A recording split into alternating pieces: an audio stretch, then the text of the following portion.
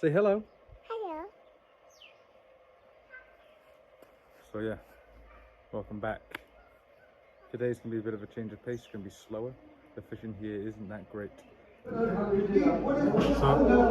I'm down in the countryside, and this is the tackle shop. The nets outside, some ground bait, some hooks, and a shitload of gambling. Back at the house, I've just come back with my tackle shop goodies. So I got some worms, because we're going after carp. 2 packets of worms, some treated sweet corn, VB,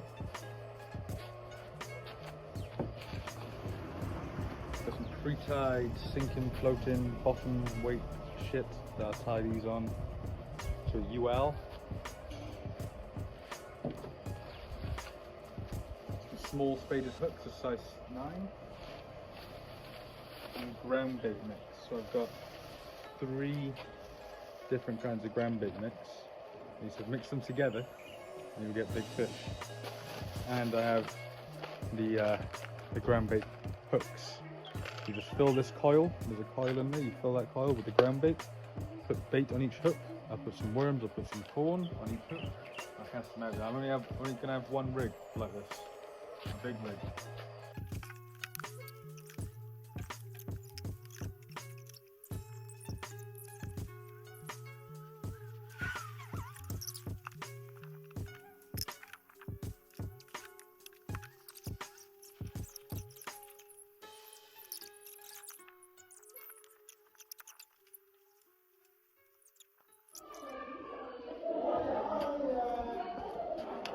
So it's hot. We're here in the countryside today. We've been to the bait shop. You've probably already seen that section of the video. We're going to head straight down through these rice fields now into a small creek. My camera overheated whilst I was rigging up. I did a breakdown of what I got. I'll do it again on the water.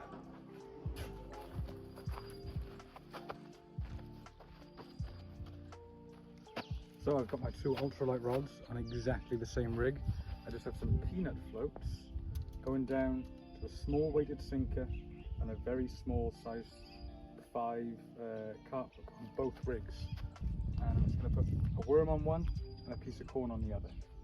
Then I've got my Daiwa. I've got it set up on a Carolina rig. I have a size 9 hook going up to a 10-gram sinker weight on a Carolina rig. And this is going with a worm. I'm just putting a worm on here. The idea is that the weight will sit down on the bottom and the worm will free float behind it. This is the rod I'm going to be predominantly fishing. We're trying to find fish with this rod. Casting it out, reeling it in slowly. Casting it out, I'll probably even let it sit a while as well. And then we have my proven setup on carp. I've caught 10-pound grass carp. Well, I caught 1 6-pounder and 1 11-pounder. So I've caught big fish on exactly this coil.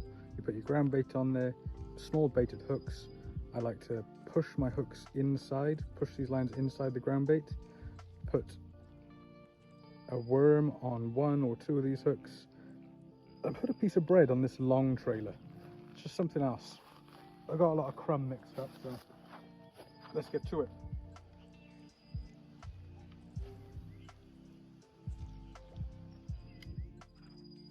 So I'll tell you a story.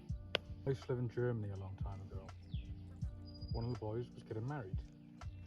So I was going home, well, not home, but I was going to his wedding. I was taking a guest. I went to go and pick them up. And it's a very long drive from where I was in Germany to Wales. And there's this stuff that they sell in Germany called T1200. And it's like Red Bull. But it only comes in litre bottles. I got lots of them. It was a long drive. I didn't want to fall asleep. I think I was 3/4 of the way through the second on a 14-hour drive, and all of a sudden the clutch on my car started playing up as I approached a roundabout.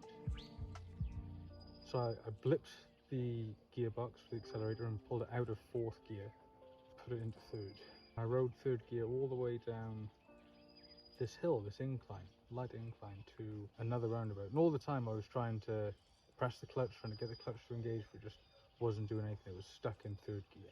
I decided I was going to shift down into second. So I blipped the gearbox again, and I got it out of gear one more time. It just wouldn't select another gear. So I slowed down for the roundabout with the brakes. I was doing about 30 miles an hour. I approached this roundabout. I thought, oh no, all I've got to do is get around this roundabout on the flat, and then there's another much lighter incline, but a light incline to another roundabout to the hotel that I was going to stay for a few hours in before I drove back. I thought, perfect, all I have to do is get around this roundabout, don't let the car stop, because it's much harder to get a car moving again rather than keep it moving. I was doing about 25 miles or 30 miles an hour-ish, and I decided, right, this is it, crunch time, get out and push. So I jumped out. I didn't just jump out, I had a little argument with myself first. So I was like, right, get out and push. No, don't be fucking crazy, you're gonna fucking kill yourself, like jumping out and push. No, just like use it like a scooter and keep it going. Right, no, you can't do that, you'll fucking die. Right, stop being a pussy. Right, open the door and get out. Don't fucking call me a pussy. I opened the door and I just tried to like start running and holding onto the steering wheel. I was going to hold onto the door. I lowered myself onto the road, and as soon as I touched the road and started to try and run, I was not fast enough, and the road dragged me almost straight out of the car. I was holding onto the steering wheel.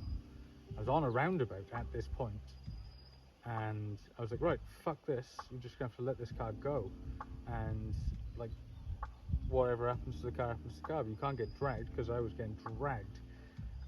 So I looked over my right shoulder, and I'm holding onto the steering wheel, and we've got the steering wheel on the right hand side of the vehicle in the UK. I'm looking over my right shoulder onto the roundabout to see where I can go, and I only noticed this leg. Just, what the fuck? So I looked down the side of the car, and this leg is the other side of the wheel. I'm like, oh fuck, if I let go, it's gonna go straight over me. But this fucking leg, as I was looking over that shoulder, went on a little bit of a wander. I don't know what happened, maybe it caught the curb, but this leg went under the back wheel, and I didn't really feel anything at all, to be honest. It was already grinding on the road. I got a big scar. I was lucky I was wearing Converse, not sponsored by the way, and the toe cap where the toe was eroded, and only the tip of my toe was a little bit road burned, but where the toe cap ended on the ball of my toe, that was shaven down, and it was that was quite painful actually, but none of it really was after the fact. It was all right. I did my own first aid in the hotel, but all the front of this shin was peeled off to here, was peeled off on bone, and there was so much gravel in my leg. It was quite painful, but at the same time not that bad, because I didn't die. So I'm still on the road anyway, and it looks like I probably would have made it around the roundabout, because I did, and I was acting like a pretty good anchor. But I thought, right, okay, so I'm not letting go, I can't crash the car. I've got to steer and get off the fucking road. So I started going around the road, looking under the door. That's what I was looking under the door to see where the central reservation for the next dual carriageway was, so I didn't hit the barrier. And I was shuffling the steering wheel, and I tried to reach for the brakes prior, but I couldn't get there, and I had to shuffle. So I steered off the roundabout. Like, I really wanted to get to my destination, I really wanted to. At this point I was like, no, don't let me hit the incline, because I can't get dragged the whole way. I cannot get dragged the whole way to the hotel. I'll never make that next roundabout. I came to a stop, and I didn't own a mobile phone. I just didn't have one. I had no way of going anywhere. My leg was, when I stood up, because I rolled out from under the car, sat against the car for a while, lit a cigarette up, and my foot was like sideways when I was sitting there. And as I stood up, it just stayed where it was. It was completely dislocated. I didn't break a single bone. I ruptured the ligament in my leg and damaged the peroneal nerve. But yeah, I just kind of hopped around on it, and it was pointing the right way once I finished, and there was a lot of blood. The shoelaces on my I remember this, the shoelaces on my shoe had been shredded. This part of my foot was just to the bone. The front of the Converse had a big hole where my big toe was. My big toe was okay, but it was a little bit of blood there. All my jeans were gone. All the shoelace and the padding from these Converse was just fucking ripped open. So I had to tie the shoelace around my foot. What was left of it, I just tied around my foot to keep the shoe on. So I decided I'm going to try and push the car and get in and ride the incline, because I feel like I'm okay. I drank a lot of this Red Bull. I'm not fucking joking. I was fucking amped up, and I decided I was going to try to push the car, but I couldn't move it at all. Like, even just trying to use the good leg, I just couldn't do it. So I sat down defeated at the back of the car. The hazard lights were on, the engine was off. I just sat there. I was not far off the entrance to the roundabout, and the entrance to the roundabout is quite blind. But I was well enough in that if you were doing the speed limit, you wouldn't have told me. I remember a dark green Ford Mondeo came out off the roundabout, and I was like just on the floor, bleeding like fuck. And he called me a crazy prick and drove off. It's like I was saying help and shit. I was like, I've just injured myself on the road. I think I said I've just run myself over. And fuck off, you crazy prick. But anyway, two boy racers flew down the road. They saw my car, they flew back around the roundabout and came off and blocked off the entrance to the roundabout. They came over there like, you alright, mate? I was like, yeah, I'm alright, yeah, fucking, they were like, you phoned anyone? I was like, I don't own a phone. I was like, what? I was like, yeah, I don't own a phone. I just... It's like, oh shit. They lent me a phone. I phoned my banking transport, like my tow truck for my banking.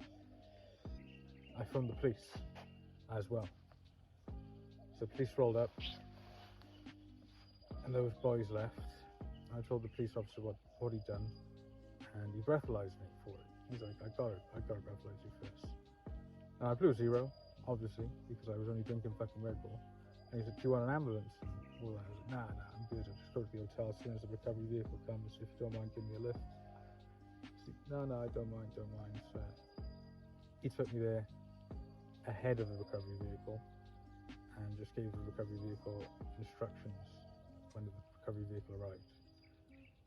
I got the first aid kit from this night shift worker who was a fucking creep. This guy was just like, take your trousers off, I'll sort your leg. Like, what training have you got? It's like, oh, well, I've been shown. Yeah, I got loads of training, I'll do it, thank you very much. So I went up for a shower, I had a pair of tweezers, some iodine and some gauze, and I just started plucking the tarmac, gravel, bits of shit, bits of cotton, everything, just picking it out. And the iodine just wasn't burning anywhere. There was no nerve endings left. It was fucking shredded. And I went to bed. I woke up. The bed was like Texas Chainsaw Massacre had happened.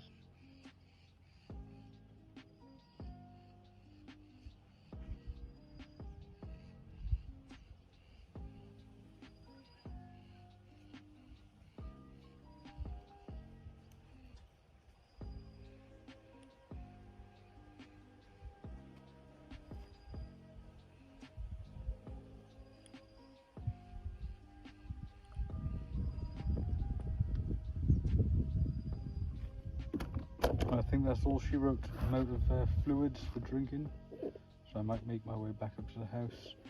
I've never caught a fish here before. The fish I have seen, bar one, have all been small. I saw one decent sized fish.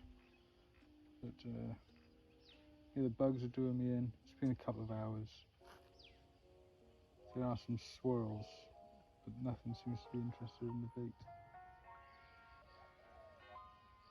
But I'm getting thirsty and I'm getting a headache, so it's time to call it quits.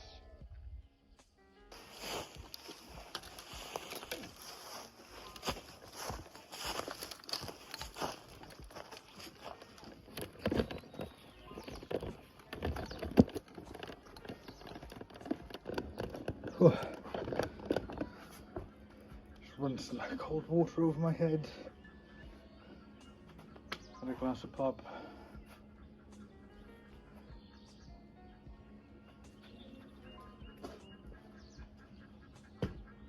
Thank you for watching. If you like the video, please subscribe and hit that bell icon so you never miss another episode.